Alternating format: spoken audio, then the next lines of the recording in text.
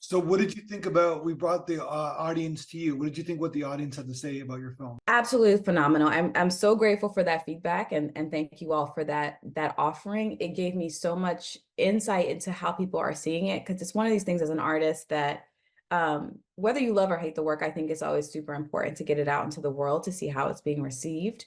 And so a lot of the feedback that I got um, either reminded me of some original intentions of the work or gave me some interesting things to think about.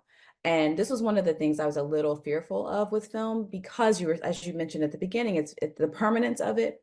With performance, I do a lot of audience interaction, and what happens is as I'm building in the work, it sort of evolves and changes for who's in the room. So it's really a conversation with the folks that are there, and the more that it happens, the more it shifts and changes.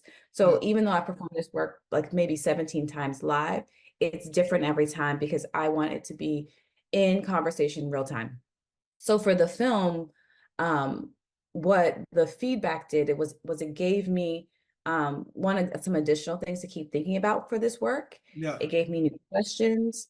And then it also reminded me that, this work was built during a time of COVID when there was so much uncertainty that I really at one point was like, I just want something, I want to create something that's joyful, that's aesthetically pleasing to look at, and that is sort of indulges in pleasure and beauty, because we were seeing so much of the opposite.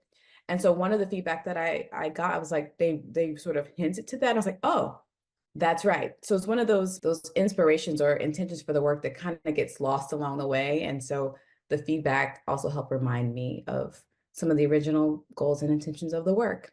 gotcha.